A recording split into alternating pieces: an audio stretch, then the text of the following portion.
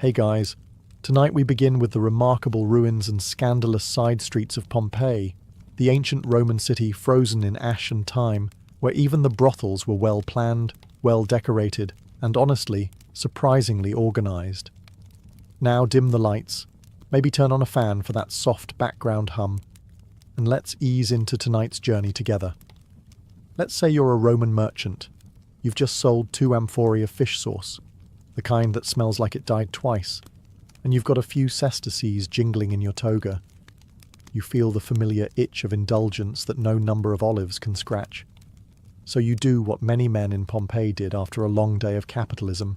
You follow the arrow, not a metaphorical arrow, a literal one.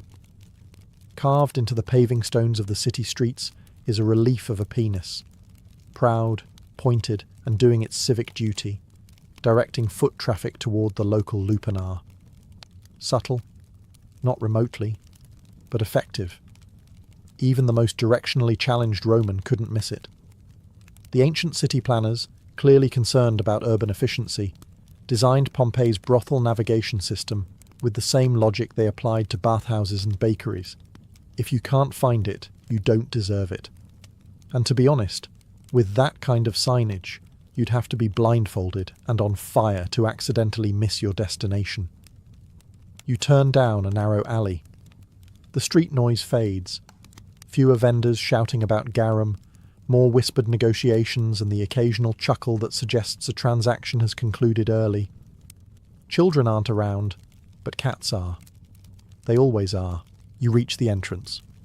A modest, 2-story building with dark stone walls and a surprisingly inviting doorway. Above the lintel, there's another carving, a charmingly grotesque priapus, with a feature so exaggerated it makes modern emoji look conservative. It's both a promise and a warning. Enter here, and you're stepping into a space where decorum is off-duty.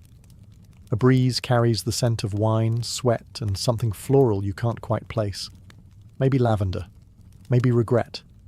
And just as you prepare to walk in, another visitor exits, adjusting his tunic with the look of a man who's either very satisfied or trying to remember if he left his sandals inside. This isn't the elite's pleasure palace. This is a worker's delight, direct, practical, and built for throughput. No couches, no flutes, just the Roman version of next. Step inside the lupanar, Pompeii's most infamous brothel. And the first thing that hits you isn't the decor, it's the practicality.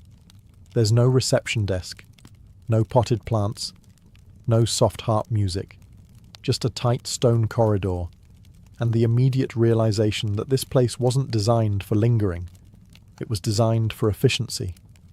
The building has 10 rooms, or rather, cells, each about the size of a modern-day coat closet, if your coat closet had a stone slab in the middle and wall paintings to explain what happens on it. The beds are made of carved masonry, which is only slightly more romantic than a park bench in February. Customers were expected to bring their own comfort, which usually meant a mat of straw, a blanket if they were fancy, and some creativity. Above each door is a fresco. Think of them as visual resumes. One might show a couple in a rather athletic pose. Another might depict a woman with her foot on a man's shoulder, which is either a service or a very niche sport. These paintings weren't for ambiance. They were advertisements, because in a city where literacy was optional but libido was not, pictures got the point across faster than words. The rooms had no doors, just curtains if you were lucky. Privacy wasn't really the goal. Through the thin stone walls you could hear everything, the groans, the coin clinking, the awkward apologies. It was a shared experience, in the most uncomfortable way possible. And then there's the graffiti. Oh, the graffiti, says every archaeologist who's had to translate it while trying not to snort. Some is enthusiastic. Felix had a good time. Others more specific. Matey did it well. Occasionally, someone offered ratings. If Yelp had existed, the lupanar would have had an average of 4 stars and a lot of very graphic reviews. The women here, most were enslaved, some freed. Their names were often aliases. Fortunata, Crisis, Successor. names meant to evoke luck, beauty, or favourable outcomes. They weren't working here for fun, but they knew how to market themselves better than a modern startup. Forget paper menus. Forget waiters. Forget verbal consent with polite small talk. In Pompeii's Lupanar, you simply glanced up at the wall and pointed. Above every room, lining the corridors like risque billboards, were frescoes, hand-painted advertisements for services rendered. And by services, we mean, well, let's just say they left nothing to the imagination and everything to gravity. Each image was a Roman snapshot of acrobatic intimacy, like the Kama Sutra, but with fewer rules and more sandstone. The paintings were meant to inform, not arouse, though depending on your tolerance for awkward angles and stiff elbows, they may have accidentally done both. They depicted men and women, sometimes men and men, or women and amphorae, we don't judge, in various enthusiastic arrangements. Some scenes were tender, others looked like someone had lost a bet with a contortionist. You might wonder, were these customized to match each working woman's specialties? Honestly, it's unclear.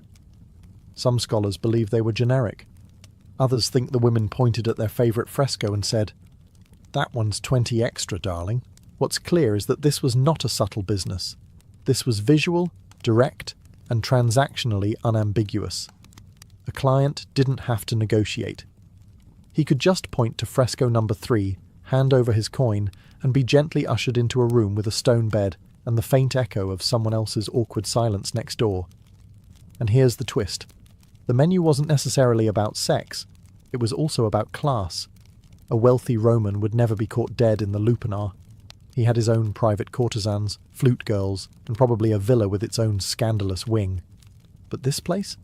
This was for the working man, the fisherman, the baker, the guy who spent all day hauling bricks and now wanted 30 minutes of forgetfulness before dinner. For those men, the wall paintings were more than decoration. They were promises, dreams in faded red ochre. And like all dreams, slightly out of reach depending on your budget. Before there was Yelp, there was the wall. And in Pompeii's Lupanar, the walls were absolutely covered in reviews. Carved, scratched, and scribbled with all the subtlety of a drunk Roman with a stylus and a grudge. Graffiti wasn't just tolerated, it was practically encouraged, turning the brothel into a running commentary of lust, ego, and questionable spelling. Step into any room, glance at the plaster, and boom, you've just stumbled into the ancient equivalent of the comments section. Some notes were brief and enthusiastic. "I screwed here," one man proudly proclaimed. No date, no context, just vibes. Others were oddly poetic. One graffito read, "Gaius loves Daphne, but she prefers it with Marcus." Ouch, Gaius. That one stings. It wasn't just the men leaving reviews. There are traces, possibly forged, possibly authentic, of women leaving notes too. "Myrtis was here," reads one, scrawled like a signature. Was she a client? A worker? A bored bystander waiting for her turn with the mirror? No one knows, but she made the wall. And then there were the critics. One noble soul left behind this gem. Thrusting is tiresome. Short, brutally honest. Possibly the world's first one-star review. Graffiti gave customers a chance to brag, vent, or just leave their name like a teenager tagging a bathroom stall. The range of emotions was rich, from "Avitus had successor and she moaned delightfully," to "Maritus, you cheated here. I know." Ah yes, even the drama made the walls. Archaeologists, bless their patient souls, have spent years translating these erotic Yelp reviews while trying to keep a straight face. Some inscriptions are scratched so deeply it's clear the writer meant every word. Others are faint, like someone had second thoughts mid-etching, possibly after remembering their wife also reads Latin. It's easy to forget, looking at those walls, that these weren't just reviews. They were human fingerprints. The Lupanar wasn't a place of passion. It was a workplace, a marketplace, and a message board, all in one. Let's clear something up right away. The women working in the Lupanar weren't there because they filled out an application and dreamed of upward mobility in the hospitality sector. Most of them were enslaved. Some were former slaves trying to survive. and all of them were trapped in a system that made freedom a luxury and choice a fiction. Their names, or at least the ones scratched into the walls or remembered in wax tablets, read like mythological wishful thinking. Fortunata, the lucky one. Felix, the happy one. Successor, the successful. It's a bit like naming your pet turtle Usain Bolt and hoping he'll sprint. The reality behind the names was far grittier. These women came from all over the empire: Gaul, Greece, Egypt, plucked from conquered regions or desperate cities. They didn't share a common language, but they shared a job title and a daily routine that involved stone beds and strangers. Many were owned by a leno, the Roman term for a pimp, although that makes him sound cooler than he was. The leno was a glorified landlord, except the rooms came with unpaid labour and a quota. He collected the profits. The women collected, well, clients. If a woman was lucky, and by lucky we mean in a very bleak Roman sense, she could eventually buy her freedom. This took years of savings, sheer endurance, and a client or two who paid in actual denarii and not vague promises. Now and then, a freed woman might go into business for herself. These women were called meretrices, and while they still faced social scorn, they at least kept their earnings. They might even register officially and wear a stola to show they were no longer enslaved, because nothing says liberation like paperwork and uncomfortable formal wear. And don't forget the men. Yes, there were male sex workers in Pompeii too, though far fewer, and usually working outside the lupanar. Their clients? Let's just say Roman aristocrats weren't as straight-laced as their busts might suggest. So, who were the workers? They were survivors, strangers in a city that promised pleasure but delivered power imbalances carved into stone. And yet somehow, they left their names behind, etched into the walls, immortal in fading graffiti. Because if history was going to forget them, they were at least going to write themselves into it first. So, you've pointed at your preferred fresco, handed over your coin, and been guided into a dim little stone room. You're not here for a long time, and let's be honest, you're probably not here for a good time either. That's because everything in the lupanar was built for speed, efficiency, and zero emotional entanglement. These were not luxurious suites with scented oil and feather pillows. These were cramped stone cells, each just large enough for 2 humans, a lamp, and whatever dignity you had left. Spoiler, it probably didn't make it out with you. The beds were stone slabs, raised off the ground like altars to fleeting pleasure. If you were lucky, there was a mattress on top. If you were slightly less lucky, you got straw. If you were really out of luck, well, you got to contemplate life on bare volcanic rock, like a naughty monk with performance anxiety. The average visit lasted about as long as it takes to unwrap a piece of cheese. That's not just a joke. Roman graffiti literally mocks clients who took too long. The goal wasn't to woo, it was to move. Fast in, fast out, next customer please. The speed was partly economic. Time is money, and when you're running a business with 10 rooms and a long line of sweaty bricklayers outside, turnover matters. But it was also cultural. Romans didn't romanticize brothel visits. This wasn't the setting for sweeping violins and candlelit passion. This was plumbing the depths of desire with all the grace of a stampede. Privacy, minimal.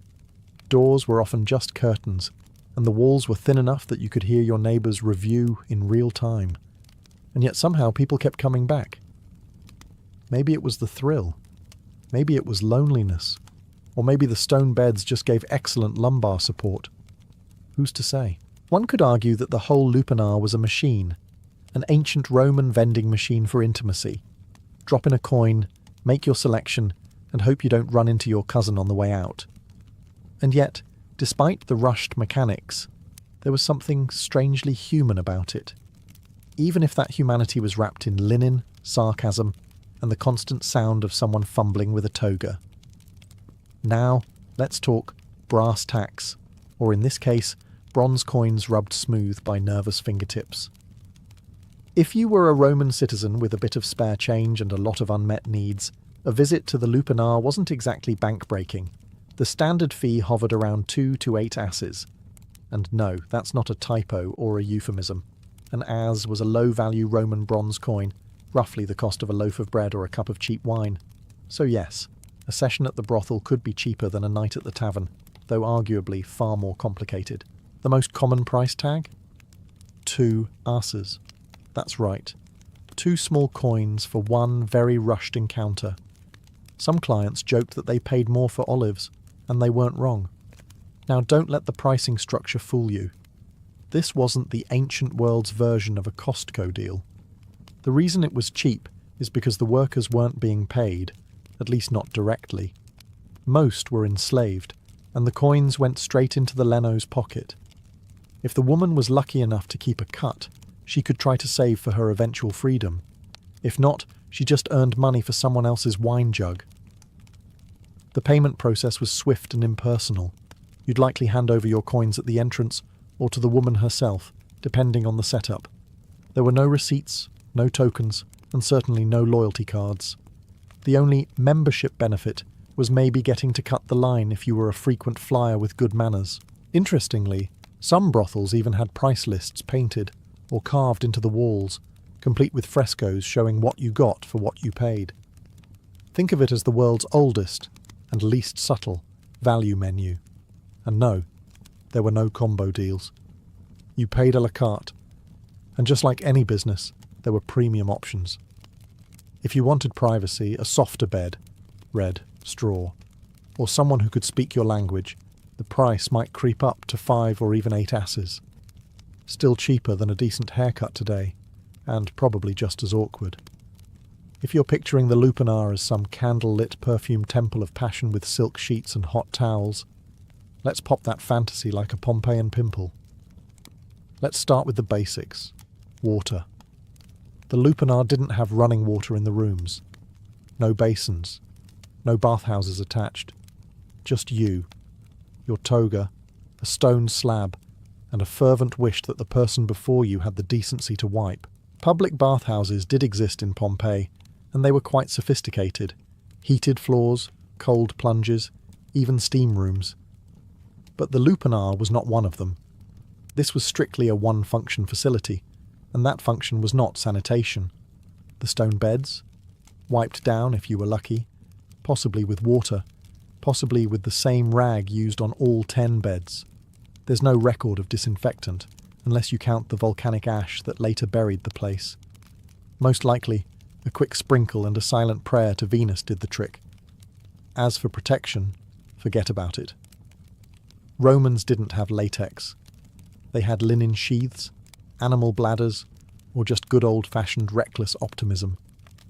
Some graffiti suggest that diseases were rampant, though like everything else they made jokes about it. There's a certain resilience in turning venereal misfortune into bathroom humour. One famous line scratched onto a wall reads, "I paid 2 asses and got burning as a souvenir. Thanks, successor." That's not just a complaint. It's a Yelp review with medieval energy. The scent inside the lupanar? Likely a mix of sweat, oil, wine, incense, desperation, and maybe a faint note of plaster. It's a wonder people made it past the threshold without gagging. But Romans had different olfactory standards. This was, after all, a culture that used fermented fish sauce on everything. And don't forget the flies. With all that body heat and minimal ventilation, the lupanar was a bug's paradise. Imagine trying to focus while a mosquito lands on your thigh mid-transaction. Talk about killing the mood. If you thought brothels in ancient Pompeii were limited to a single dingy floor with groaning stone slabs and echoing regrets, think again. The lupanar, the most famous of Pompeii's brothels, came with 2 full stories, because even in ancient Rome, real estate was all about vertical expansion. The ground floor was where the magic, and by magic we mean brisk economic transactions, happened. 10 small rooms lined a narrow hallway, each furnished with a stone bed and just enough space for 2 consenting, or at least cooperating, adults. This was the high traffic zone. Quick, cheap, no nonsense. A bit like a fast food drive-through, except with sandals and fewer pickles. But the upper floor? Ah, that was for the elite clientele. the ones who had a few more coins jangling in their tunics and maybe expected their chosen companion to know a little Greek, the language or the style. Upstairs, things were quieter, slightly more refined. Maybe a cushion here or a curtain there. You know, ambiance. Accessed via a stone staircase that likely doubled as a tripping hazard after too much wine, the second floor may have hosted longer engagements, repeat clients, or simply those who didn't want to bump elbows with a dozen sweaty sailors waiting their turn downstairs. The extra privacy came at a cost, of course, but nothing says, "I care," quite like buying 5 extra minutes on a straw bed with a better view. The upper rooms may also have served as living quarters for some of the women, or at least a place to collapse after a long shift. It's unclear how strictly the floors were divided by purpose, but archaeologists have noted the remains of a latrine on the second floor. Whether this counts as a luxury feature or just a convenience depends on your feelings about shared bathroom space and the Roman approach to plumbing. Spoiler: it involved buckets. Interestingly, the Lupanar's 2-story structure also helped advertise its services. The painted signs outside were clearly visible from the street, and with the right lighting and a hint of perfume, the brothel almost seemed inviting, from a distance. Visiting the Lupanar wasn't a silent, introspective experience. It was more like trying to have a very personal moment in the middle of a fish market. Pompeii was a noisy city. Streets bustled with vendors shouting out the virtues of their olives, garum sellers sloshing fermented fish sauce, and blacksmiths pounding out the soundtrack of ancient capitalism. If you were trying to sneak into the brothel unnoticed, good luck. The clatter of your sandals on the stone pavement already announced your arrival to half the neighbourhood. Once inside, the walls weren't soundproof. Far from it.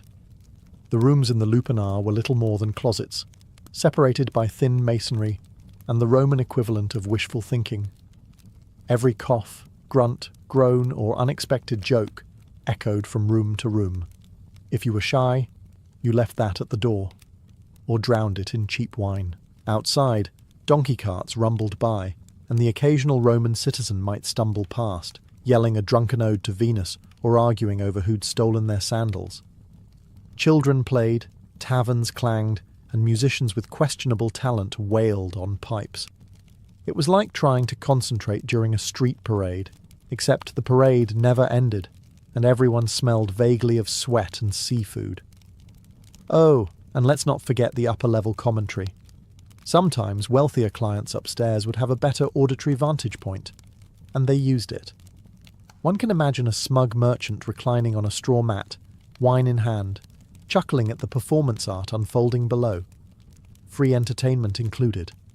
In the rare quiet moments, perhaps during siesta hours, you might catch the cooing of doves, the shuffle of feet in the atrium, or the distant rhythm of gladiator training at the amphitheatre. Even the gods, it seemed, had to deal with background noise. And of course, there was the internal soundtrack, your own heartbeat, probably racing, especially if this was your first visit. Combine nerves, ambient chaos, and questionable acoustics, and you've got the Roman sensory experience in full stereo. You might imagine that Roman brothels operated in some shadowy legal grey zone, tucked in dark alleys, constantly raided by toga-wearing vice squads. But no. In ancient Pompeii, sex work wasn't just tolerated. It was regulated. Let's start with the licensing. Yes, to be a professional courtesan, or meretrix if we're being properly Latin, you needed to be officially registered. Your name was entered into the Roman tax system, and just like bakers or blacksmiths, you were expected to pay your dues. That's right, the empire always got its cut, even from the oldest profession. In fact, sex work was so normalized that brothels were sometimes state-sanctioned. This was a government that taxed urine, after all. Regulating pleasure was hardly a stretch. The Lupanar operated openly, its location no secret. If you wanted to shut it down, you'd have to also shut down half the taverns, bathhouses, and probably the Senate itself. But don't mistake legality for dignity. Sex workers were considered infames, a legal category just below citizen with any rights at all. They couldn't testify in court, own property, or marry respectable Romans. Essentially, you could sleep with them, but heaven forbid you respect them. If a dispute did arise, say a drunken sailor shorted his bill, or a client got too handsy in a non-contractual way, the brothel's owner, Leno, might take it up with the local magistrate, but the women rarely had a voice in such matters. Legal protections were, let's call them, decorative. There were laws against certain abuses, but enforcement was spotty. You could theoretically be fined for harming a prostitute, but only if she was registered and the damage interfered with her ability to work. Yes, the Roman version of workers' comp. And what about the moralists, the ancient pearl clutchers? They existed, sure. Writers like Juvenal and Seneca occasionally wagged their fingers about declining virtue. But their concerns were aimed more at respectable men behaving badly, not at the brothel itself. In short, it wasn't the lupanar that offended. It was the senators caught sneaking out of it. You might think that ancient Roman religion and brothels were like oil and vinegar, best kept separate unless you're making a very questionable salad. But in Pompeii, gods and lust were often on speaking terms, sometimes loudly, with incense. Let's begin with Venus, the goddess of love, beauty, and highly selective morals. As the city's patron deity, her presence was everywhere: temples, mosaics, amulets, and yes, brothels. If you wanted a bit of divine flair with your transactional visit, there was likely a little shrine to Venus watching over your performance. Encouraging? Perhaps. Slightly unsettling? Absolutely. In fact, some sex workers prayed before work, not for better conditions, but for more clients, generous tips, or simply a quieter neighbour in the next room. Offerings to Venus or Priapus, god of fertility and comedic phallic sculptures, weren't uncommon. You might light a candle next to a mural of a grinning god holding, let's just say, an intimidating staff. But religion didn't just bless the trade. It was deeply embedded in it. Fertility cults and rites tied to sexual expression weren't taboo in the way modern sensibilities might assume. In fact, some Roman festivals made Mardi Gras look like a church picnic. The boundary between sacred and scandalous was, at best, a loose guideline. Take Priapus, often painted on walls or carved into garden statues with proportions that defy physics and subtlety. His presence was meant to ward off evil, bring luck, and, quite literally, stand guard over properties. And when he appeared in the lupanar, it wasn't just decoration, it was protection and branding. There's also the odd overlap of ritual purity. Roman religion wasn't always bothered by sex per se, but it was very particular about who touched what, when, and in what order. Visiting a brothel didn't make you impure, unless you then wandered into a temple without washing. In which case, the gods might judge you, not for your activities, but for your hygiene. The lupanar had seen its share of drama, drunken brawls, awkward exits, maybe a few toga malfunctions. But nothing could prepare it for the morning of August 24th, 79 CE, when Mount Vesuvius woke up on the wrong side of the tectonic bed. It started subtly, a distant rumble, a puff of smoke. Patrons might have assumed it was a rowdy tavern party or some overzealous street theatre troupe doing a Wrath of the Gods reenactment. After all, what better place to ignore ominous signs than a city where the walls moaned louder than the earth? But then the sky turned black at noon. Not metaphorically, literally black. Birds stopped singing, dogs howled, and ash began falling like morbid confetti. Inside the lupanar, business likely ground to a halt, not because of a sudden attack of morals, but because volcanic pebbles began raining on the tile roof. Conversations turned from pricing to panicking. That sultry moaning in the background, now probably just someone yelling, "Run!" The brothel's architecture, sturdy but cramped, was no match for Vesuvius's rage. As the pyroclastic surges swept through Pompeii, superheated gases and volcanic debris engulfed the streets at over 100 miles per hour. It wasn't the fire that got most people. It was the heat. Instant, invisible, inescapable. What's haunting is what was left behind. In the ruins of the lupanar, archaeologists found remains, curled in corners, slumped on stairs, caught mid-flee. People didn't always make it out. Some might have hesitated to grab their money pouch or cloak. Others might have just thought, how bad could it be? Famous last thoughts. When the ash finally settled, Pompeii was preserved in eerie detail, like a paused documentary of Roman life. Graffiti frozen mid-insult, food still on plates, and in the lupanar, stone beds, erotic frescoes, and the ghost of human desire, all entombed beneath 20 feet of volcanic tantrum. Ironically, it was this disaster that gave us our clearest glimpse into ancient life. Without the eruption, the brothel would have decayed like the others. Instead, it became a museum of sin, commerce, and raw humanity, as if the gods said, let's save this one for educational purposes. Imagine being a 19th century archaeologist full of dreams about noble Roman forums and grand marble statues, only to uncover a building where every wall seems to be moaning in Latin. Welcome to the lupanar excavation. The brothel was officially unearthed in the 1860s, and let's just say the reactions were mixed. On one hand, you had scholars excited about discovering a well-preserved Roman building. On the other, you had uptight Victorians clutching their pearls as they realized every wall was basically a stone-carved OnlyFans. The frescoes? Unapologetically graphic. The graffiti? Equal parts crude and clever. The stone beds? Small, narrow, and about as romantic as a dentist chair. But it was the sheer honesty of the space that made it fascinating. Nothing was sugar-coated. The Romans weren't hiding their libido behind metaphors. They slapped it on the walls with artistic pride and a stunning lack of censorship. Of course, early excavators weren't quite sure how to present this cultural gem.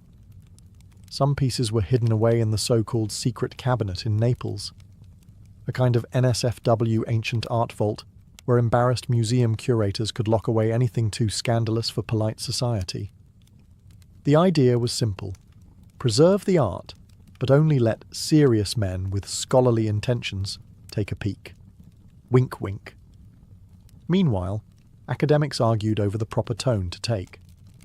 Was this anthropology or smut? Were the frescoes symbolic or instructional? And most importantly, who was going to explain this to visiting school groups? Despite all the awkwardness, the lupanar became one of Pompeii's most visited sites. Not because tourists were perverts, though let's not rule that out, but because it told a story unfiltered by myth or marble.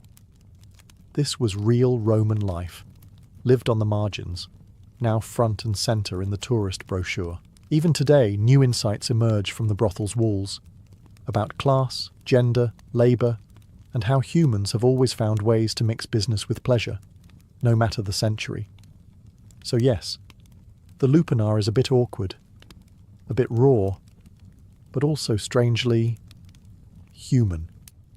Because if there's one thing the ashes couldn't hide, it's the fact that history isn't just made by emperors and generals.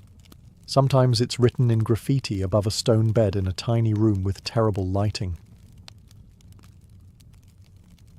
The year was 1119, and Jerusalem was once again in Christian hands. After the blood-soaked triumph of the First Crusade 2 decades earlier, waves of pilgrims streamed from Europe into the Holy Land. They were not knights, not warriors, not men of steel and banners, but humble believers. Peasants, artisans, widows and monks walked for weeks and months, sometimes barefoot, clinging to the hope that touching the sacred stones of Jerusalem would cleanse their souls and grant them eternal salvation. But their journey was anything but holy. The roads were narrow, winding, and filled with dangers lurking in every valley. Along the road from Jaffa to Jerusalem, pilgrims faced ambushes by brigands who knew that these travellers carried coins, relics and offerings for the churches. Muslim raiding parties, angered by the Crusader conquest, prowled the highways. Even fellow Christians, turned to banditry by poverty, preyed upon the faithful. The irony was bitter. The closer you came to the land of Christ, the more likely you were to die with a dagger in your ribs, or find your possessions stripped away in the dust. Chroniclers of the time paint a stark picture. Pilgrims were beaten, stripped, and left to rot along the roadside. Some were dragged away as hostages, sold into slavery in distant markets. Others never made it at all, vanishing into the hills between the coast and the holy city. For many Europeans, the dream of salvation became a nightmare of blood and despair. The rulers of Jerusalem, first Baldwin I and later his cousin Baldwin II, understood the problem well. Without safe passage, the lifeblood of the kingdom would dry up. Pilgrims brought not only faith, but coin, labour and legitimacy to the fragile Crusader states. But Jerusalem's armies were stretched thin, its fortresses scattered, and its knights too few to guard every pilgrim. Something new was needed.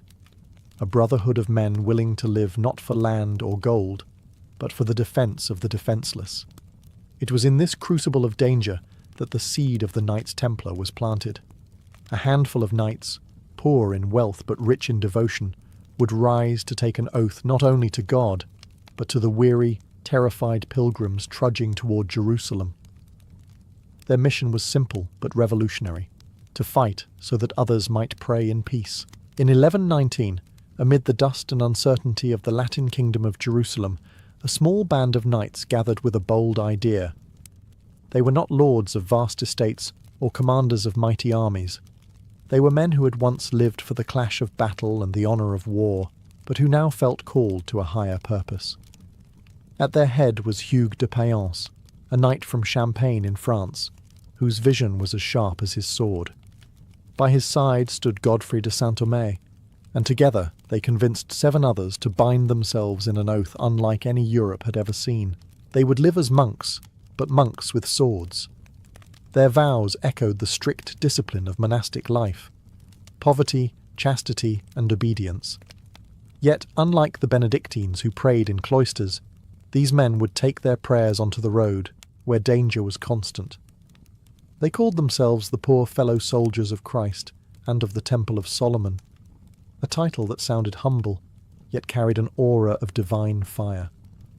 The world would later shorten it simply to the Knights Templar. At first, their numbers seemed laughable. 9 knights to guard thousands of pilgrims travelling across a kingdom scarred by war. They had no fortresses, no treasure, and no banner to rally behind. But they had faith, and faith was a currency more valuable than coin in the medieval imagination. Chroniclers recorded that they swore to dedicate their swords only to defence, never to plunder, never for personal glory. In a world where knights often blurred the line between crusader and bandit, this vow marked them as something utterly new. King Baldwin II, ruling Jerusalem at the time, recognised their zeal. He granted them quarters within the sacred precincts of the Temple Mount, in what had once been part of the Al-Aqsa Mosque. Christians believed this site was none other than the ruins of Solomon's Temple, where God's presence had once dwelled. To live and pray, there was not only a privilege, but a sign that these warriors carried a mission of biblical proportions. For the pilgrims stumbling up the perilous road from Jaffa, the sight of a mounted knight in white cloak and cross was more than reassurance. It was a living symbol that God had not abandoned them. The Templars' beginnings were humble, but in their humility lay a strength that would one day make them the most feared and powerful order in Christendom. The Templars began as little more than a noble experiment. 9 men with swords and a vow. But an experiment cannot survive long without structure, and structure came in the form of one of the most influential churchmen of the age, Bernard of Clairvaux. Bernard was no ordinary monk. He was a Cistercian abbot, a reformer, and one of the most persuasive voices of the 12th century. When he spoke, kings listened, and when he wrote, the church followed. In 1129, at the Council of Troyes in France, the fledgling brotherhood was formally brought before the highest authorities of the church. Hugues de Payens himself stood to present the Templars' mission. They were poor, they had no lands, and their order was unlike any monastic tradition that had come before. But Bernard saw potential in them, potential not only for service, but for salvation. He argued that these men, by combining the humility of monks with the courage of knights, embodied a new kind of holiness. Under Bernard's guidance, the Templars received their rule, a written code of life that transformed them from a ragtag band into an official religious order. It was modelled after the strict Cistercian discipline: silence in the halls, simple meals without extravagance, no luxuries of clothing or gold. Their armour was plain, their cloaks white as a sign of purity, and their diet restricted even in times of war. They were to avoid pride, gluttony, and above all, personal ambition. In short, the rule sought to strip away everything worldly, leaving behind only men wholly devoted to God and the protection of his pilgrims. Yet there was a paradox at the heart of the rule. These monks were not called to flee the world, but to fight in it. Bernard himself resolved the tension in a fiery treatise titled In Praise of the New Knighthood. Traditional knights, he wrote, fought for vanity, for wealth, or for the applause of men. But the Templars fought for Christ himself. Their battlefield was their monastery, their sword, an instrument of prayer. When a Templar killed, Bernard claimed, it was not murder, but malicide, the destruction of evil itself. The rule gave the Knights Templar a soul, and Bernard's words gave them legitimacy. What began with 9 men now became an institution, recognised by the Pope, admired by the faithful, and feared by those who stood in their way. With Bernard of Clairvaux's blessing and papal recognition, the Knights Templar transformed almost overnight from a fragile experiment into a phenomenon. What began with 9 men now spread across Christendom like wildfire. By the mid-12th century, nobles, lords, and kings across Europe rushed to support the order. Some donated land, others wealth, and many gave their own sons. Often younger sons who had no inheritance but craved both purpose and salvation. The Templar image became iconic. Knights clad in white mantles marked with a stark red cross, riding 2 to a horse in humble acknowledgement of their vow of poverty. Yet their poverty was paradoxical. For while the individual knight owned nothing, the order as a whole amassed vast resources. Castles in Spain, farms in France, vineyards in Portugal, and estates in England all fell under the Templars' management. Pilgrims leaving for the Holy Land might sell or donate property to the order, and wealthy nobles, eager to curry divine favour, left entire villages in Templar hands. This sudden influx of wealth and land did not weaken their discipline, it fueled their mission. In the Holy Land, the Templars built fortresses that would become legendary: Safed, Tortosa, and the seemingly impregnable Crac des Chevaliers. From these strongholds they patrolled the dangerous roads, guarded ports, and fought alongside Crusader kings against Muslim armies. Their reputation on the battlefield grew quickly. Disciplined, fearless, and unwilling to retreat, the Templars often held their ground when others fled. But it wasn't just swords and castles. The Templars also pioneered something entirely new for medieval Europe: a network of financial support. Pilgrims travelling from London to Jerusalem could deposit money in a Templar preceptory in England and withdraw the equivalent in the Holy Land, sparing themselves the danger of carrying gold across hostile lands. It was a system so advanced that some historians call it the first international banking network. By the middle of the 12th century, the once humble, poor fellow soldiers of Christ had become one of the most powerful institutions in Europe. They were monks, yes, but monks who could marshal armies. They were poor, yes, but richer than kings. Their rise was meteoric, and it was only the beginning. If the white mantle and red cross made the Templar instantly recognizable, it was on the battlefield that their reputation was carved into legend. By the mid-12th century, they had become the shock troops of the Crusader states, a brotherhood bound not just by vows, but by the willingness to die shoulder to shoulder. Templar knights were trained to fight with a discipline that stood out in an age when battles often devolved into chaotic melees. They rode into combat in tight formations, their lances lowered like a wall of steel. When the order's banner, the Beauseant, was raised, no Templar was permitted to flee so long as it still waved. This rule, born of their sacred code, meant that they often held the line long after ordinary knights would have broken. Chroniclers tell us that when other armies scattered, the Templars stayed, sometimes to the last man. Their valour earned admiration even from enemies. Muslim chroniclers, while condemning the Crusaders as invaders, noted the ferocity of the white monks who charged into battle with terrifying resolve. At battles such as Montgisard in 1177, where a vastly outnumbered Christian force stunned Saladin, the Templars' courage was decisive. Saladin himself, the great Sultan of Egypt and Syria, reportedly remarked that while most Crusaders could be crushed, the Templars were made of sterner stuff. Inside the order, brotherhood ran deep. Each knight swore not only to God, but to his brothers in arms. They ate together in silence, trained together, and died together. Even their burial reflected equality, in plain graves, without gilded tombs or ornate monuments. Their identity was communal, not personal, knights of Christ rather than knights of their own glory. Yet this discipline came at a cost. The Templars were expected to obey without hesitation. To retreat without orders was a grave sin. Many knights perished not because victory was possible, but because the rule demanded unshakable loyalty to the order's banner. This stubbornness sometimes led to devastating losses, but it also cemented their fearsome mystique. By the late 12th century, the Templars were no longer merely guardians of pilgrims. They had become an elite warrior caste, equal parts monks and soldiers, feared by foes and admired by allies. In the crucible of constant war, their brotherhood was forged in blood and bound by unbreakable vows. Though remembered for their swords and their vows, the Knights Templar also wielded a quieter but equally formidable weapon: money. By the mid-12th century, their reputation for honesty and discipline made them trusted stewards of wealth across Christendom. Lords, kings, and even common pilgrims turned to the order not only for protection, but also for financial security. A pilgrim setting out from Paris or London might deposit his savings at a local Templar commandery. In return, he received a coded letter of credit, a slip of parchment, indecipherable to outsiders, which he could later redeem in Jerusalem for the same amount. This spared him the peril of carrying gold through bandit-ridden lands.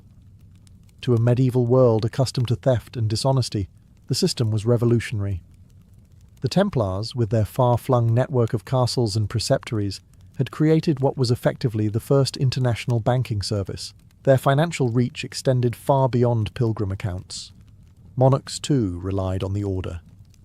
The kings of Aragon, England, and France entrusted Templars with their treasuries, knowing that no chest of coin would vanish under the white cloak. They financed crusading campaigns, collected rents on vast estates, and even acted as moneylenders, though they did so carefully, sidestepping accusations of usury by charging fees rather than interest. The Templars' Paris headquarters, known as the Temple, became a financial hub so secure that even kings could not touch the wealth stored within. England's King Henry III used the Temple as his personal treasury.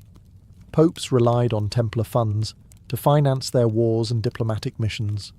For nearly 2 centuries, their system made them indispensable to rulers who found themselves constantly short of cash, but flush with ambition. Paradoxically, their vow of poverty was what gave them credibility. While individual knights owned nothing, not even the horses they rode, the order as a whole became staggeringly rich. They invested in farms, mills, vineyards, and ports. Their network stretched from the wheat fields of England to the olive groves of Cyprus. The profits did not line personal pockets, but flowed back into the mission, defending the Holy Land and sustaining the Order's warriors. But with wealth came whispers. How could men sworn to poverty wield more money than many kingdoms? How could monks in armour also act as Europe's bankers? These questions, first murmured in markets and taverns, would one day fuel suspicion, envy, and ultimately, destruction. By the late 12th century, the Knights Templar stood at the heart of the Crusader struggle, and their greatest adversary was one of the most formidable figures of the medieval world, Saladin. Sultan of Egypt and Syria, Saladin was both a brilliant commander and a shrewd statesman. His rise posed an existential threat to the fragile Crusader states, and the Templars often found themselves directly in his path. The first great confrontation came in a series of raids and counter-raids across Palestine. The Templars were relentless defenders of the frontier, garrisoning castles and patrolling roads where Saladin's forces sought to undermine Christian control. Their discipline and refusal to retreat made them a thorn in the Sultan's side. Muslim chroniclers, even while condemning them as infidels, acknowledged the Templars' unmatched courage. Saladin himself reportedly called them the most dangerous of his enemies, noting that they fought to the death with a fanaticism difficult to overcome. But bravery could not always triumph against strategy. In 1187, the fragile Crusader kingdom suffered its most catastrophic defeat at the Battle of Hattin. The Templars rode at the forefront, but the Christian army, trapped without water under the blazing July sun, was annihilated. Nearly every knight was slain or captured. The Templar Grand Master, Gerard de Ridefort, fell into Saladin's hands. In an act meant to break the spirit of Christendom, Saladin ordered the execution of hundreds of captured Templars and Hospitallers, sparing only a handful who converted to Islam. For the Order, it was a massacre that seared itself into their collective memory. Yet the Templars were not destroyed. Within months, they regrouped, manning the fortresses that still resisted Saladin's advance. At the siege of Tyre, and later at Acre, they played a crucial role in keeping a Crusader foothold in the Levant. When King Richard the Lionheart arrived for the Third Crusade, it was the Templars who fought beside him, charging into battle with the same iron resolve that had earned them both admiration and fear. The clash with Saladin revealed both the glory and the fragility of the Templar mission. They were fearless, yes, but not invincible. Their willingness to die on the battlefield, while inspiring, also bled the order of its finest warriors. Still, their resilience ensured that even after Hattin, the Red Cross continued to fly in the east. The 13th century marked the beginning of a slow unravelling for the Knights Templar. Once hailed as saviours of pilgrims and champions of Christ, they now faced a series of blows that eroded their strength, reputation, and very purpose. The first challenge was military. The Crusader kingdoms that the Templars had sworn to defend were crumbling. After the disastrous loss at Hattin and the fall of Jerusalem to Saladin, the Crusaders clung to a handful of ports and fortresses along the coast. The Templars poured their resources into defending these outposts, but one by one they fell. Acre, the last major Christian stronghold in the Holy Land, was lost in 1291 after a brutal siege. Thousands of Templars died in its defence, and those who survived retreated to Cyprus, exiled from the land that had given them their original mission.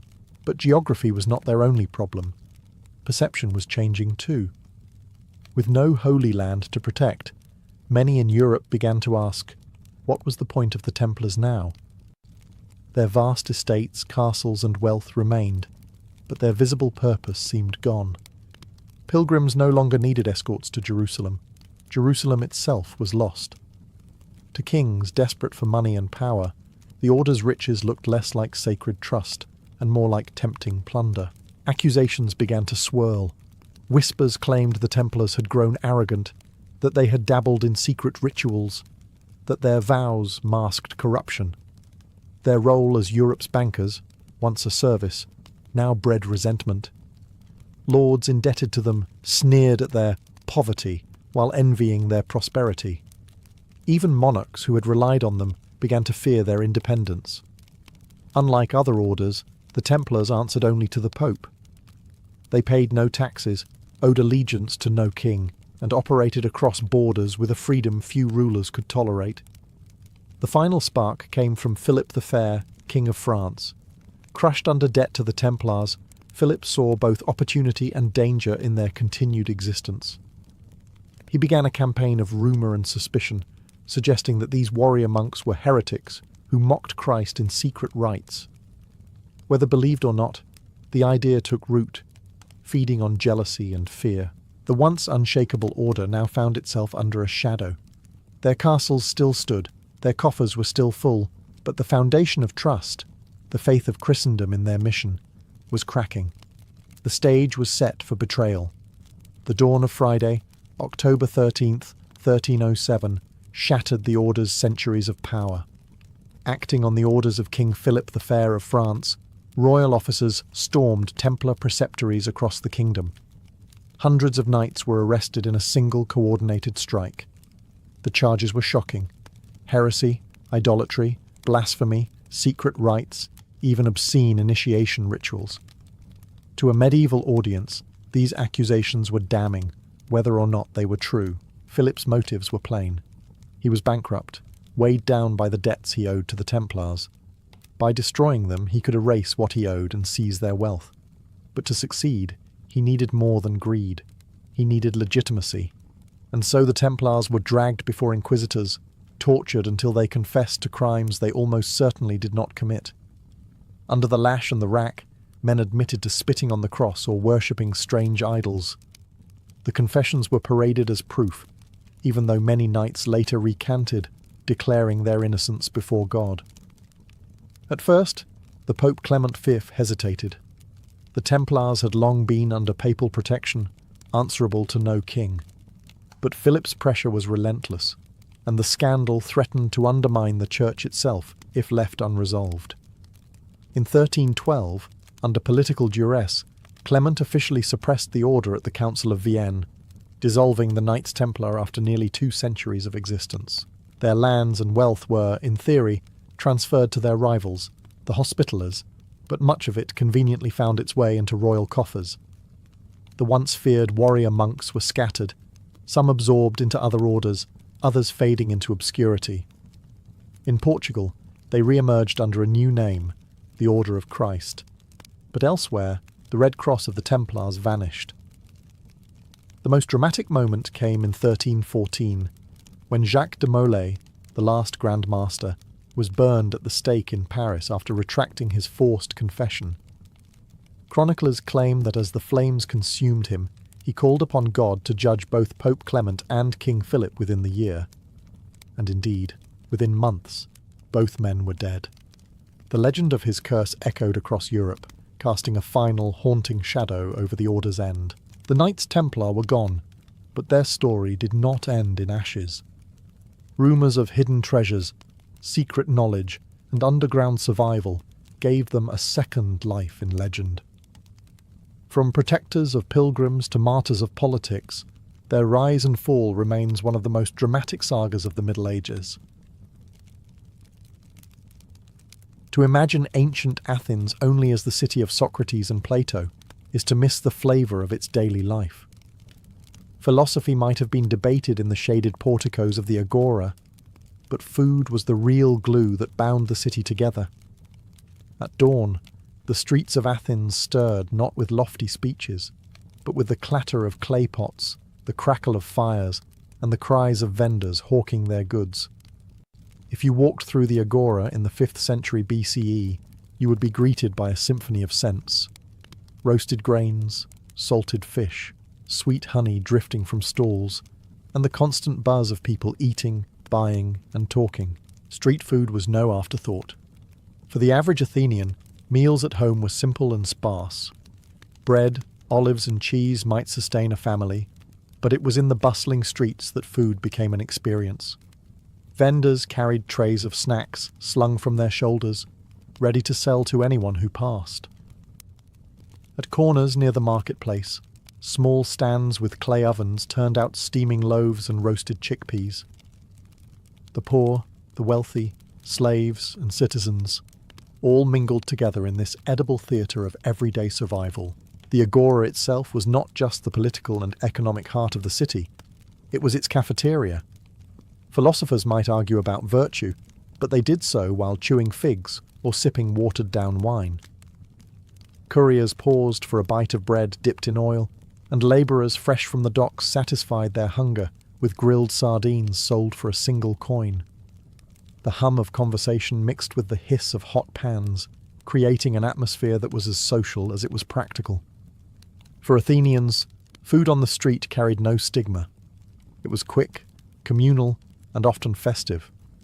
A man could grab a handful of nuts on his way to the assembly, or pause for honey cakes after attending a festival.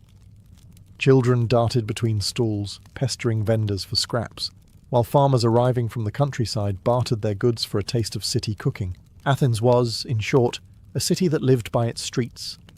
The food there was not luxury, but rhythm, a daily beat of roasting, baking and frying that nourished its citizens while binding them together in one bustling, flavourful community. If there was one food that embodied the daily life of ordinary Athenians, it was the humble chickpea. Vendors roasted them on flat pans over open flames, sprinkling them with a pinch of salt or herbs, and served them in little cones of papyrus. The aroma of toasted legumes drifted through the marketplace, luring passers-by to stop for a handful. They were cheap, filling, and packed with enough protein to sustain a labourer through a long day at the docks or in the fields. In a city where most people lived without wealth, roasted chickpeas were the true democratic snack, shared by everyone, from poor craftsmen to students of philosophy. But the chickpea was not eaten only roasted. Boiled and stewed with garlic, onions or dill, it made a hearty porridge known to all social classes. A pot of chickpeas simmering slowly over the fire was a common sight in Athenian households, especially in the poorer districts, where meat was a rare luxury. Chickpeas were also ground into flour to thicken soups, or mixed with barley to stretch a meal further. They were the backbone of survival food, plain, earthy, and reliable.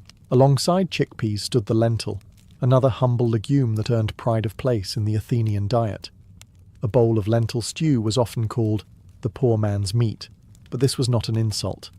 Lentils were hearty, rich in flavour when stewed with vinegar and herbs, and they could be prepared quickly for those who had little time or money. Philosophers themselves were fond of them. A saying attributed to Socrates teases young men to content themselves with lentils rather than chase after extravagance. In this sense, lentils were not just food, they were a moral lesson in moderation and simplicity. On the streets, vendors might carry steaming bowls of lentils to sell to workers rushing between tasks. For a few coins, a man could buy sustenance that filled his stomach and warmed his body. The poor could live for days on lentils, bread and olives, a trio that represented both the austerity and resilience of Greek life. Chickpeas and lentils were not glamorous, but they were dependable. They carried the taste of home, of thrift, of resilience. In a city famed for its philosophers and warriors, these humble legumes quietly kept Athens alive, one roasted cone or simmering pot at a time. In ancient Athens, bread was not merely food, it was the foundation of life. Without bread, there was no meal. Every household, from the poorest hut to the wealthiest villa, revolved around the grinding of grain, the kneading of dough, and the daily baking that kept bellies full. In fact, to eat bread was synonymous with eating itself. Most Athenians relied on barley bread, a coarse, dark loaf made from the hardier grain that thrived in Greece's rocky soil. Barley bread was dense and heavy, often described by aristocrats with a kind of disdain, but for the common citizen, it was filling and reliable. Wheat bread, finer and softer, was a luxury imported from regions like Thrace or Egypt. To eat white bread was to declare one's wealth. It was food for the privileged few, not for the majority. On the streets of Athens, bakers rose before dawn to prepare the city's daily bread. Ovens fired with olive wood and brush filled the air with a nutty, smoky fragrance that drifted across the agora. Vendors sold loaves hot from the hearth, wrapped in cloth or leaves to retain warmth. A dockworker might break his loaf apart with his hands on the way to labour, dipping chunks into olive oil or wine for flavour. Children tore off pieces to nibble while running errands, and farmers, arriving from the countryside, often bought bread to eat alongside dried figs or cheese. Bread was rarely eaten plain. It was dipped into honey for sweetness, soaked in diluted wine, or used to scoop up stews of beans and lentils. Wealthier Athenians might sprinkle it with herbs, sesame, or cheese. There were even variations baked with onions or garlic, giving the loaves a pungent edge that filled the stomach and sharpened the senses. But bread was more than fuel. It was symbolic. In offerings to the gods, bread was laid upon altars. During festivals, special loaves shaped into coils or animals were baked as sacred gifts. Sharing bread was also a social act, a gesture of hospitality and community. To break bread with someone was to acknowledge trust and friendship. In every bite, bread carried the story of Athens, its soil, its labourers, its markets, and its gods. Whether barley dark or wheat white, humble or luxurious, bread was the thread that bound together survival and society in the streets of the ancient city. If bread was the foundation of the Greek diet, then fish was its flavour. In a land where the sea was never far away, the people of Athens turned to the waters for sustenance. The Aegean was their pantry, supplying everything from humble sardines to prized tuna. On the streets of the city, fish was not reserved for feasts. It was everyday fare, sizzling over flames for anyone with a few coins to spare. The cheapest and most common fish were the small ones: sardines, anchovies, and sprats. Vendors skewered them on sticks or wrapped them in fig leaves, grilling them quickly over open charcoal braziers. The smell of charred fish skin wafted across the agora, drawing in workers and travellers alike. A dockhand or potter might buy a skewer of fish to eat on the go, tearing the flesh apart with his fingers and licking the salty oil from his hands. These little fish were affordable, nutritious, and above all portable, a perfect street snack in a busy city. Larger fish were another matter. Tuna, mullet, or sea bass could fetch a high price, and their arrival in the marketplace was often a spectacle. Wealthier citizens, or those seeking to impress guests, would buy whole fish to be roasted or baked with herbs. But even these delicacies found their way into the streets, where innkeepers or cooks sold slices to those who could afford a small taste of luxury. A single portion of grilled mullet, crisped at the edges and drizzled with olive oil, could transform an ordinary meal into something memorable. What made fish so essential was its variety. Salted and dried fish were staples for long journeys or poor households who needed preservation. Smoked fish gave a deeper flavour and lasted longer than fresh. Fish soups, seasoned with leeks and dill, were sold steaming from clay pots in the back streets, warming both body and spirit. Even the scraps and bones were boiled into broths that stretched a meal further, ensuring nothing went to waste. For Athenians, fish was more than food. It was culture. Plays and comedies from the era often joked about the frenzy in fish markets, where housewives haggled fiercely with sellers. To love fish was to be Greek, and to argue over its price was a civic duty. In the smoky stalls of Athens, with sardines hissing over coals, the city's appetite was satisfied one skewer at a time. If savoury fish and bread sustained Athens through its daily rhythm, then honey cakes gave it joy. In a world without sugar, honey was the sole source of sweetness, a golden treasure harvested from hillside hives and revered as a gift from the gods. The Greeks called honey the nectar of the immortals, and on the streets of Athens, it transformed simple dough into irresistible treats. Vendors fried small rounds of wheat or barley batter in bubbling oil until they puffed and crisped. Once golden, they drizzled them with honey, letting the syrup seep into every crevice before sprinkling them with sesame seeds.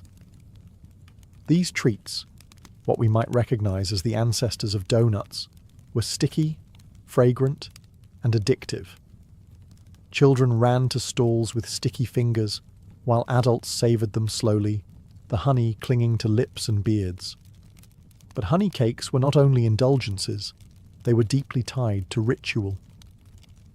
At festivals honouring the gods, especially Zeus and Artemis, honey cakes were offered at altars.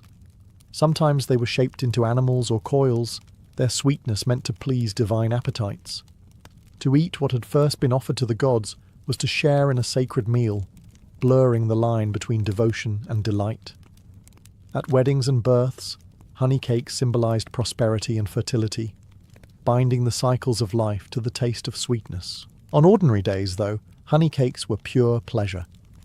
The agora buzzed with vendors who balanced trays on their heads, shouting out the freshness of their fried cakes. The smell alone was enough to lure passers-by from debates and trade deals. For a few obols, anyone could enjoy a moment of luxury, no matter how poor. A sailor just back from Piraeus might spend his wages on a fistful of cakes, while a philosopher, supposedly above such temptations, might secretly nibble one between lectures. The texture was part of the appeal. Crisp outside, soft inside, drenched in honey that glistened in the Athenian sun. Eating them was messy, but in a city that thrived on noise, argument and laughter, no one cared if syrup dripped onto your tunic. In honeycakes, Athens revealed its sweeter side. They were food for the gods, food for the festivals, and food for the everyday man who wanted just a taste of golden joy in a life often filled with struggle. Not every street food in Athens required fire or frying pans. Some of the most beloved snacks were simple gifts of the earth: figs, olives, and nuts. Together, they formed the everyday fuel of the city, portable, nourishing, and endlessly versatile. They were as common in the hands of a child as in the rations of a soldier, and they appeared in both humble suppers and lavish banquets. The fig was Athens' pride. Plump, sweet, and bursting with seeds, figs grew across Attica, and their harvest marked the rhythm of the year.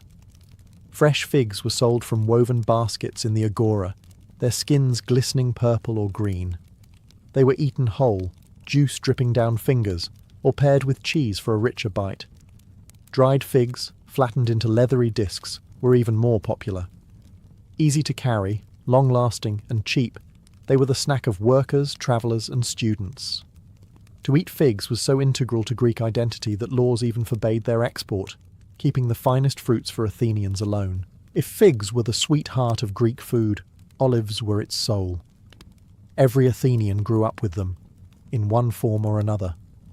Black or green, pickled or cured, olives were sold in heaps at market stalls, scooped into clay jars and eaten by the handful. Olive oil, pressed from these same fruits, flavoured nearly every dish, but the olives themselves were an essential street snack. Salty, tangy and filling, they were carried in pockets or wrapped in leaves for quick bites. To eat an olive was to taste the land of Greece itself: rocky soil, hot sun, and centuries of cultivation. Nuts, too, had their place in Athenian life.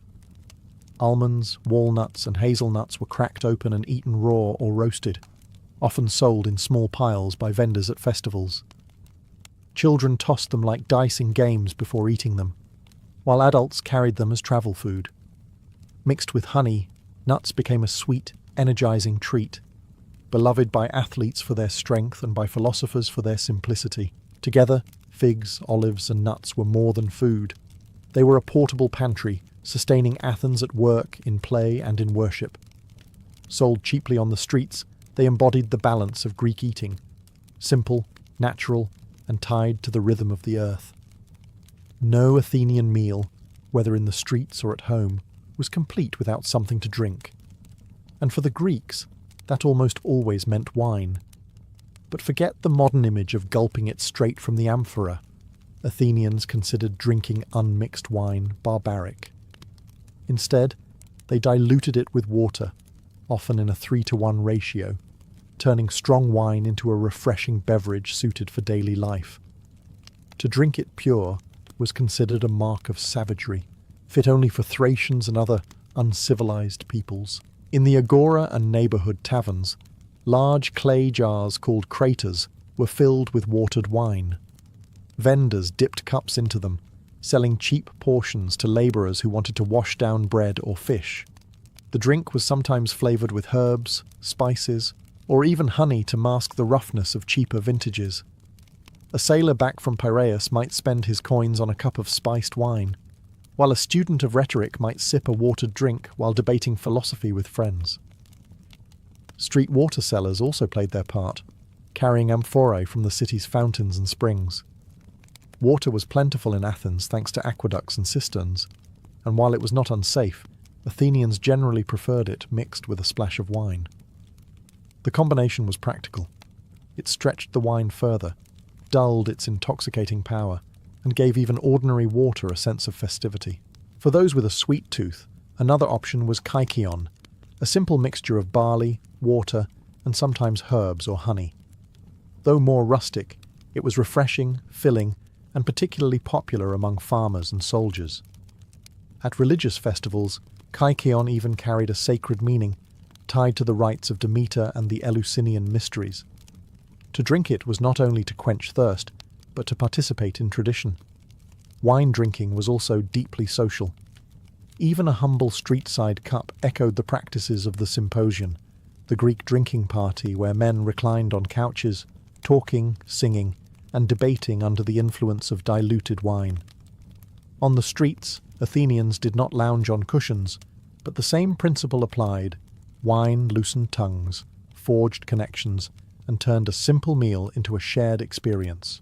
For Athenians, watered wine was more than refreshment. It was culture in a cup. In every sip lay a blend of practicality, moderation, and community, echoing the balance that defined Greek life itself. If the agora was the beating heart of Athens, then its markets were the arteries through which food, voices, and energy flowed.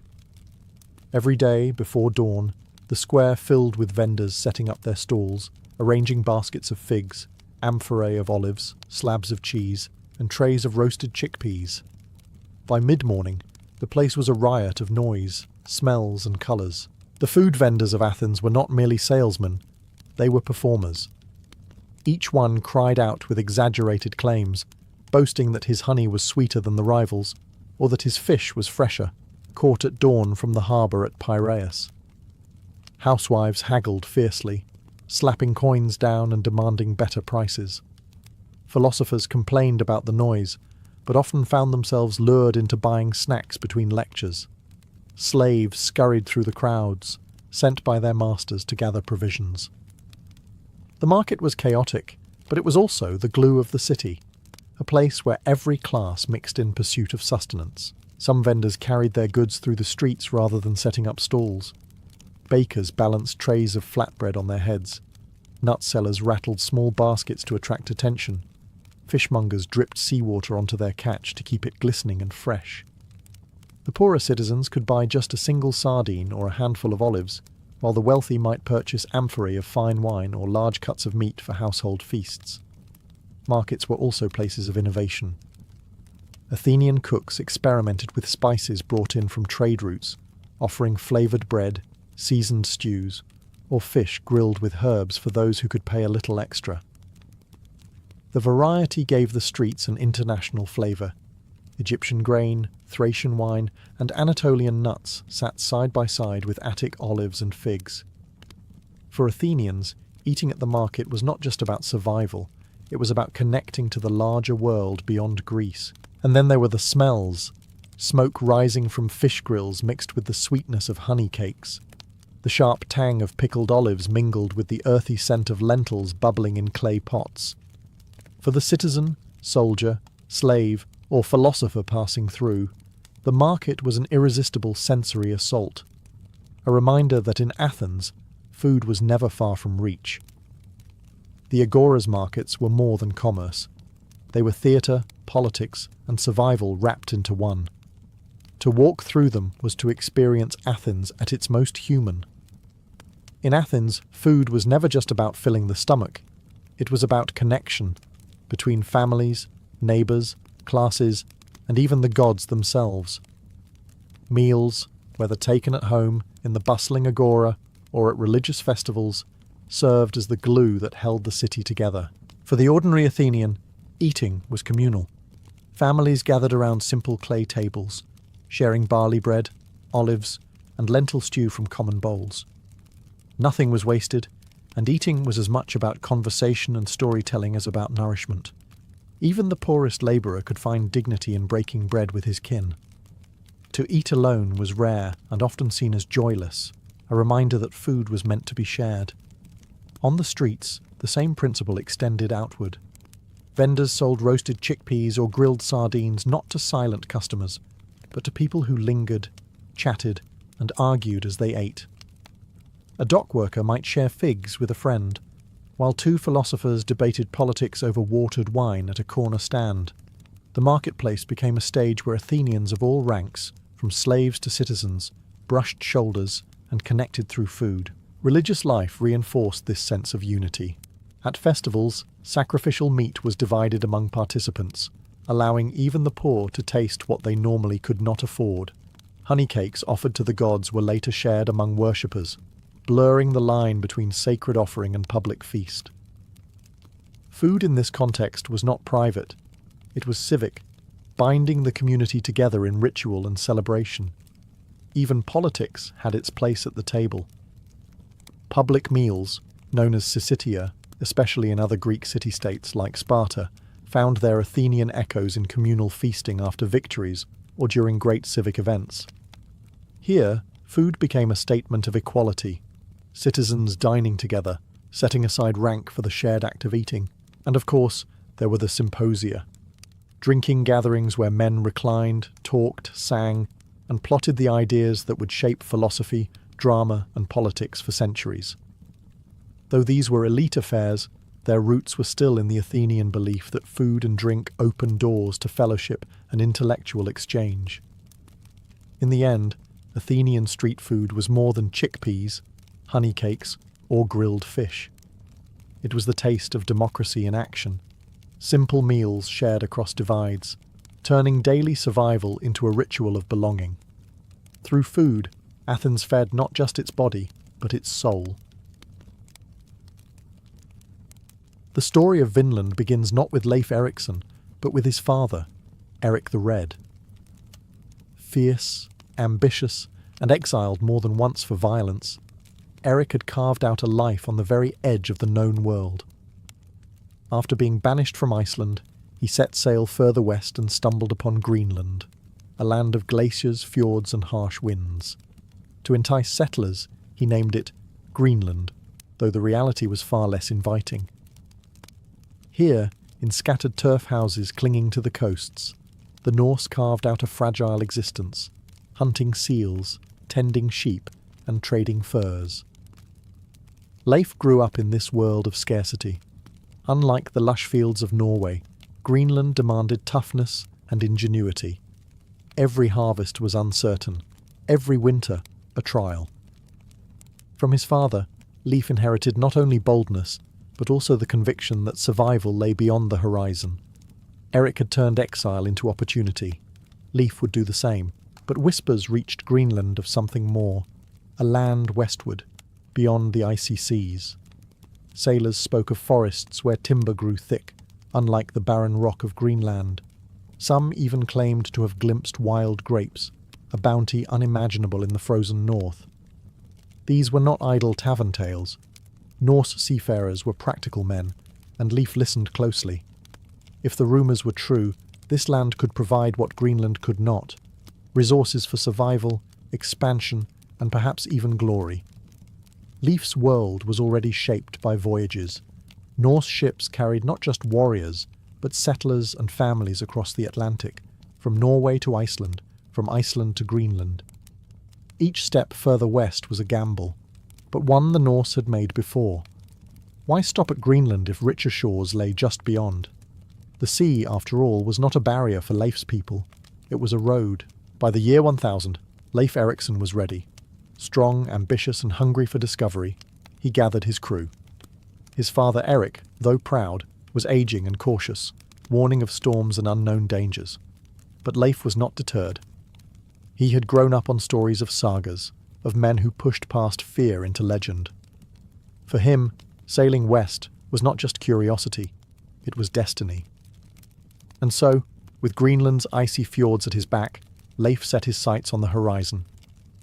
What awaited him was not just another settlement, but the beginning of one of history's greatest tales of discovery, the land that would come to be called Vinland. In the year 1000 CE, Leif Erikson made ready for a journey that even his bold father had hesitated to attempt. He gathered a crew of about 35 men, hardened farmers, hunters, and sailors who knew the moods of the North Atlantic all too well. They were not adventurers chasing glory alone. They were men of necessity, accustomed to hunger, cold, and danger. To them, the promise of new land was as much survival as it was exploration. Their ship was a nar, a broad-bellied cargo vessel built for ocean crossings. Unlike the sleek, dragon-prowed longships of raiders, the nar was steady, able to carry livestock, timber, and trade goods. Its oak planks flexed with the waves, and its single square sail of wool, dyed red and brown, caught the northern winds. Each man knew the rigging, the oars, and the rhythm of the sea. With their provisions of dried fish, seal meat, butter, and ale, they pushed westward, chasing the edge of the known world. Navigation was part science, part instinct. The Norse had no maps of these western seas, Instead, they read the sun's path, the flight of birds, the smell of salt and seaweed, even the colour of water against the hull. At night, they looked to the stars, fixing their course by the North Star, and constellations passed down through memory. Some sagas suggest that Leif carried with him a sunstone, a crystal that revealed the sun's position even on cloudy days. Whether legend or truth, such tools symbolized the ingenuity of Norse seafarers. The voyage was no calm passage. The North Atlantic could turn savage in moments. Winds tore at the sail, waves crashed over the deck, and icebergs drifted silently in the mist. The men bailed water, lashed themselves to the ship, and sang to keep fear at bay. Each morning they scanned the horizon, hoping for a glimpse of the land they had heard whispered in stories. Days stretched into weeks, and doubt crept in. Was there truly a fertile coast beyond Greenland, or were they chasing ghosts? Yet Leif's confidence never wavered. He believed the sea was not emptiness, but a pathway. When at last the gulls began to circle overhead, and the scent of earth drifted on the wind, the crew's doubts turned to awe. Ahead lay a new shore, untouched and waiting. This was not just landfall, it was the moment when legend began to harden into history. At first, it appeared as a faint smudge against the endless grey horizon. The men squinted into the spray, unsure if it was another bank of mist or the dream they had chased for weeks. As the Nar drew closer, the blur sharpened into a coastline, rolling hills, dense forests, and a stretch of untouched shoreline that looked nothing like the icy barrens of Greenland. Voices rose in disbelief and wonder. Here was proof that the stories were true. There was land beyond the Western Sea. The Norse sagas described the scene with reverence. Instead of glaciers and rocky cliffs, they found soft earth, thick woodlands, and meadows that promised pasture for animals. The beaches gave way to forests so dense that sunlight struggled to pierce their canopy. For men accustomed to the treeless wastes of Greenland, it was as if they had stumbled upon an earthly paradise. They steered the ship toward a sheltered bay and brought the Nar to shore. Leif was the first to step onto the soil, his boots sinking into rich earth. Around him, his crew fanned out, marvelling at the abundance. Streams of fresh water trickled down from hills, cool and clear. Birds filled the air with their cries, and wild game rustled through the underbrush. The men drank, ate what they could gather, and for the first time in weeks, felt the comfort of a land that seemed generous rather than hostile. What struck them most, according to the sagas, were the wild vines heavy with grapes. The Norse were no strangers to wine, but in Greenland and Iceland, such luxuries were unheard of. Here, grapes grew freely, and the men eagerly picked them, staining their hands and mouths purple. To Leif, this abundance gave the land its name, Vinland, the land of wine. Whether the berries were truly grapes or another fruit misnamed by the Norse, their discovery became a symbol of plenty.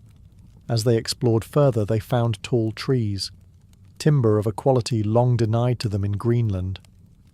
Wood was life, for building homes, repairing ships, and heating through brutal winters. To see forests stretching to the horizon was to glimpse wealth beyond measure. That evening, as the sun sank over this new shore, the men built fires and feasted. For the first time in generations, Norsemen felt they had found not just survival, but possibility. Vinland was no myth, it was real, and it was theirs to explore. After the first night on Vinland's shores, the men awoke with the cautious excitement of pioneers. This was no longer just a voyage, it was the beginning of something new. Leif Erikson, mindful of both opportunity and danger, divided his crew into small groups to explore. Some stayed to guard the ship, while others fanned into the forests and along the rivers, eager to see what this land could offer. The sagas tell us they found resources beyond anything Greenland could provide. Forests stretched in every direction, offering timber strong enough for houses and ships. Streams teemed with salmon so fat and plentiful that men could catch them by hand. Meadows provided open pasture, perfect for grazing if settlers ever brought cattle here. The air itself seemed gentler, the winters shorter, though perhaps this was just the relief of men weary of ice and rock. They built a small camp of turf houses and wooden structures, temporary shelters that allowed them to endure the nights in safety. Fires burned in the hearths, their smoke curling into the air as proof that Norse hands had claimed yet another land. From these houses, Leif organised expeditions deeper inland, ensuring that no corner of the coastline was left unexamined.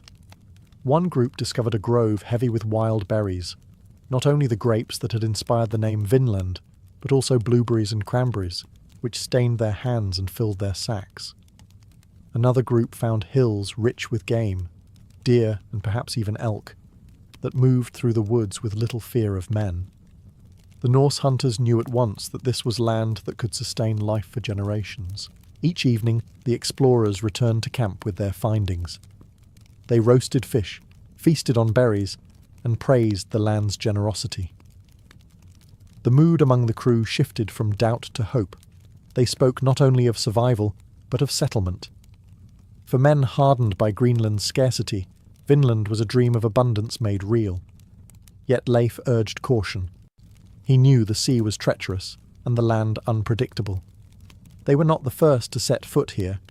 He suspected others, perhaps native peoples, might already claim it. For now, though, Vinland remained theirs to explore, a land both wild and welcoming, waiting to test whether Norse ambition could truly take root so far from home. For weeks, Leif Erikson and his crew enjoyed the bounty of Vinland. They fished its rivers, hunted its game, and gathered its berries. But the Norse knew well that no land, however fertile, was ever truly empty. Sooner or later, they expected to find others, whether friend or foe. And in time, they did. The sagas describe the first inhabitants the Norse encountered as the Skraelings, a term used for the native peoples they met in both Greenland and Vinland. To the Norse eye, the Skraelings were unfamiliar, shorter in stature, dressed in hides, skilled with bows and arrows, and quick-moving across the land. Their language was strange, their customs alien. But what mattered most was how these two groups, separated by oceans and worlds of culture, would deal with one another. At first, the encounters were cautious. The Norse showed goods such as red cloth, metal tools, and milk, things unknown to the Skraelings. In return, the natives offered pelts, animal skins, and food. For a brief time, it seemed possible that trade might flourish. The Norse prized furs, and the Skraelings were intrigued by woven cloth and iron. Around the fires of their turf houses, Leif's men dreamed of a future where Vinland could be both a colony and a trading hub. But mistrust grew quickly. The Norse, though hardy farmers and sailors, were also warriors by heritage. They carried weapons and were not afraid to use them. The Skraelings, wary of the strangers with iron swords, began to see them as intruders. Conflicts sparked suddenly. Arrows loosed at Norsemen in the woods, a clash over trade gone wrong, shouts in languages neither side could understand. The sagas tell of one particularly fierce skirmish where the Skraelings attacked in numbers, driving the Norse back to their settlement. Arrows whistled, stones flew, and the Vinland camp trembled with chaos. The Norse fought back, shields raised, swords flashing. But they realized a grim truth. They were too few, and the land was not theirs alone. Though Leif sought peace where possible, these clashes made it clear that Vinland, however rich, was contested ground. The grapes, the timber, the salmon, all were tempting, but so long as the Skraelings defended their homeland, any Norse foothold would be fragile. What began as a voyage of discovery was turning into a lesson. The Atlantic had delivered them to new shores, but survival here depended not only on nature's bounty, but on how they faced the people who already called this land home. Once Leif Erikson and his men established their camp, Vinland became more than just a distant coastline. It became a lived reality. The Norse were not merely explorers, they were settlers at heart, accustomed to carving homes out of hostile landscapes. In Vinland, they built a small but sturdy base, likely of turf walls and timber roofs, much like the dwellings in Greenland. Smoke from their hearths curled above the camp, a sign that Norse hands were shaping this wild land into something familiar. Daily life followed a rhythm of survival and opportunity. At dawn, men set out to fish the rivers and streams, where salmon leapt in such numbers that catching them seemed almost effortless. Others hunted game, deer, bear, and waterfowl, returning with meat that was roasted on open fires or preserved for leaner days. The forests provided nuts and berries, while the grassy clearings suggested potential fields for grazing livestock should future settlers arrive. Food, however, was not their only concern. Timber was perhaps Vinland's greatest treasure. Greenland's settlers were starved of wood, forced to build with stone and turf. Here, forests stretched endlessly, offering logs for ships, houses, and tools. Crews felled trees, shaping them with axes, stockpiling planks and beams.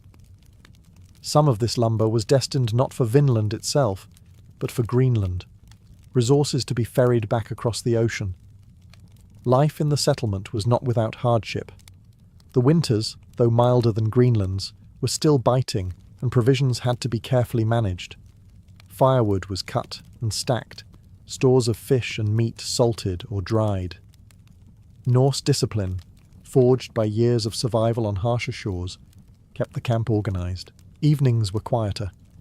Men gathered around the hearth, telling tales of their homelands or speculating about Vinland's future. Could families be brought here? Could farms thrive? Some dreamed of a permanent colony, a place where Norse children could grow among vines and forests instead of ice and rock.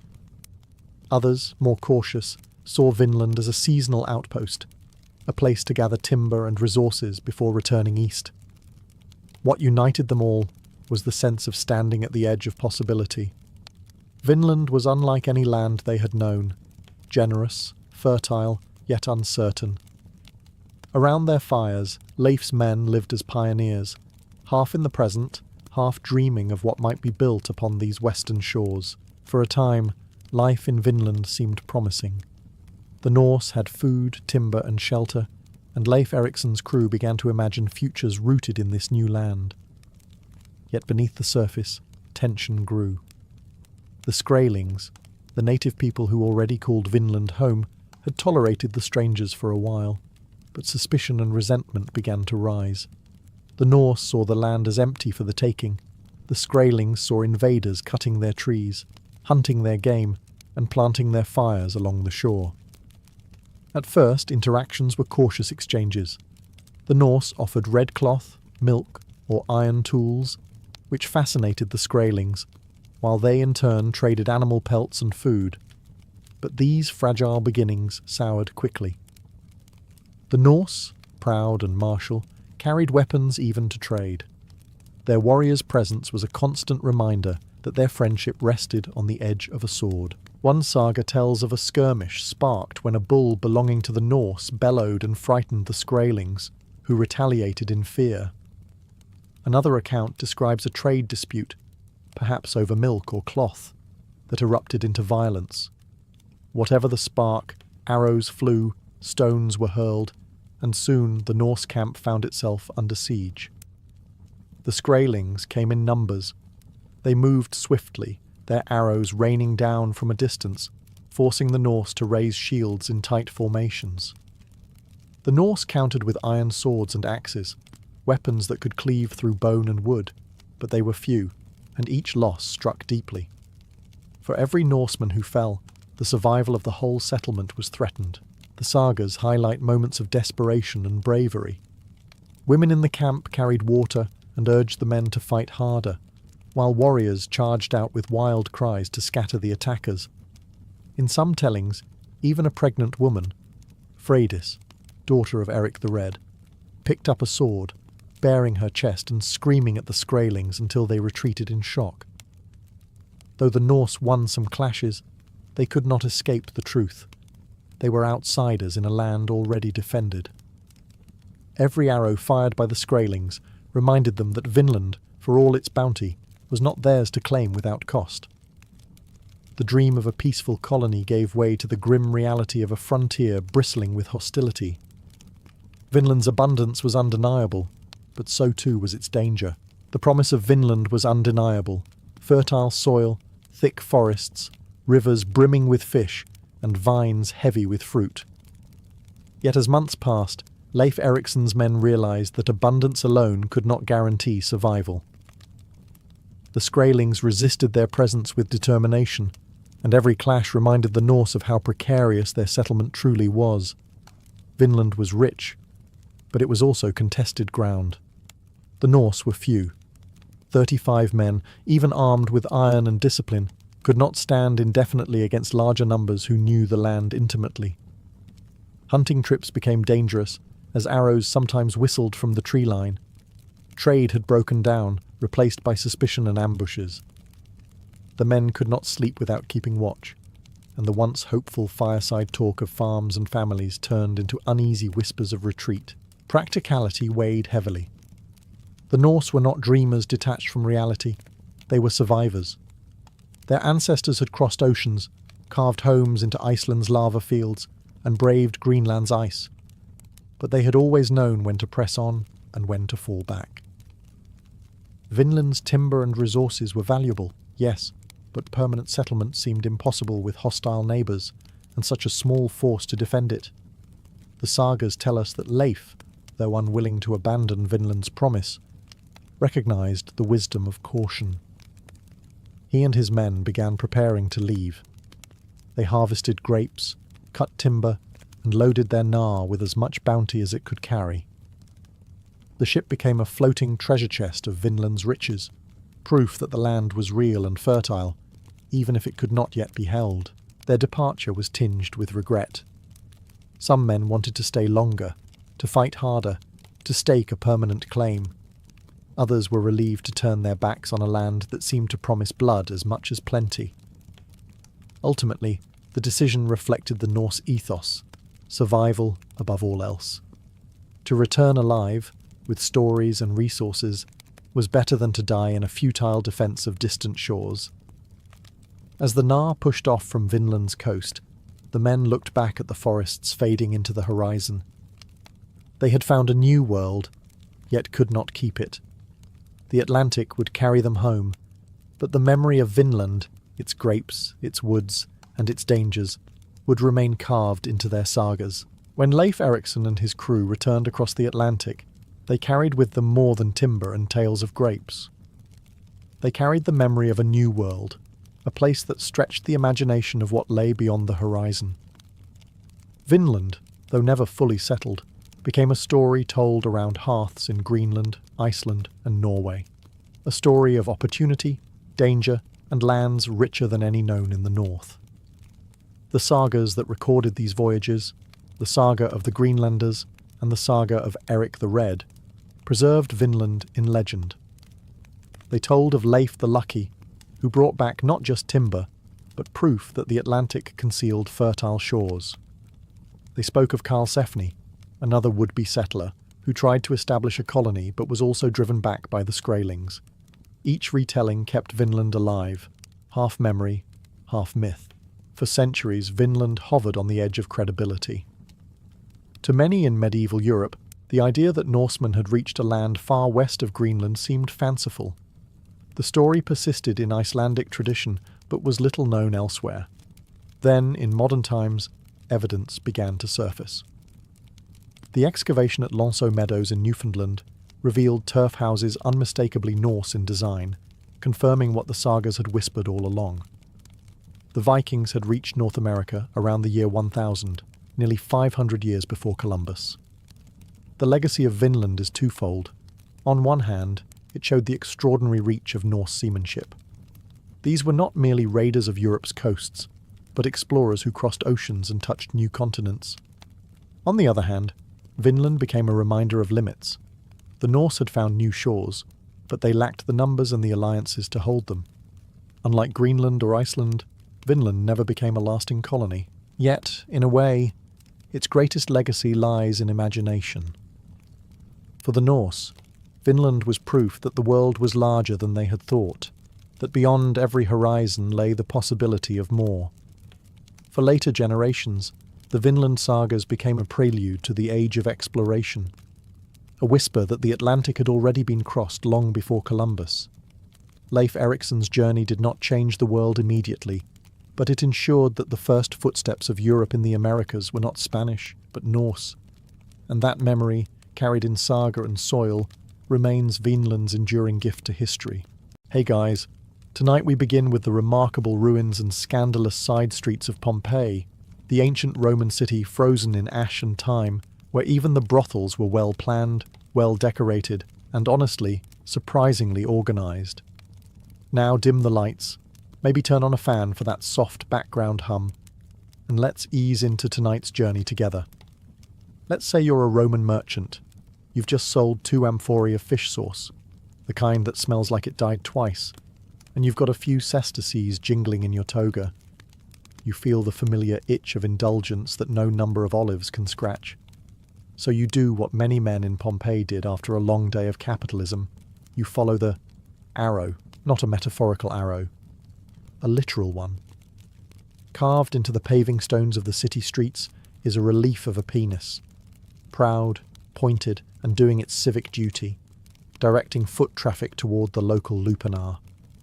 Subtle, not remotely, but effective. Even the most directionally challenged Roman couldn't miss it. The ancient city planners, clearly concerned about urban efficiency, designed Pompeii's brothel navigation system with the same logic they applied to bathhouses and bakeries. If you can't find it, you don't deserve it.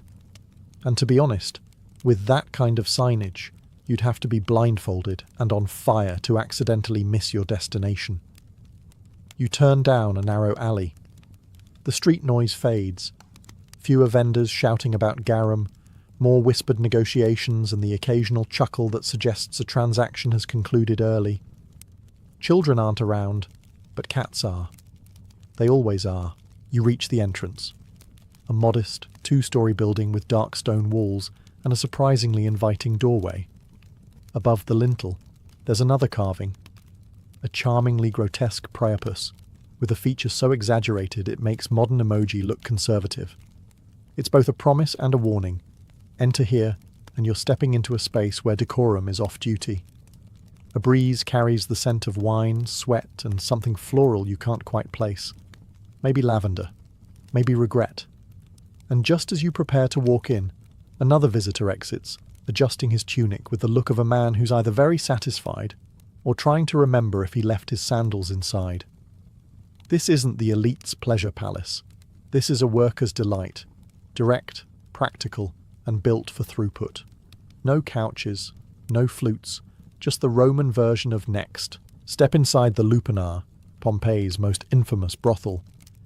And the first thing that hits you isn't the decor, it's the practicality. There's no reception desk, no potted plants, no soft harp music, just a tight stone corridor, and the immediate realization that this place wasn't designed for lingering. It was designed for efficiency.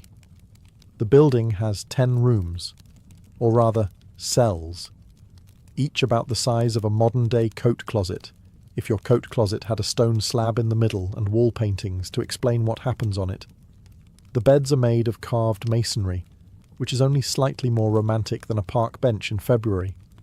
Customers were expected to bring their own comfort, which usually meant a mat of straw, a blanket if they were fancy, and some creativity. Above each door is a fresco. Think of them as visual resumes.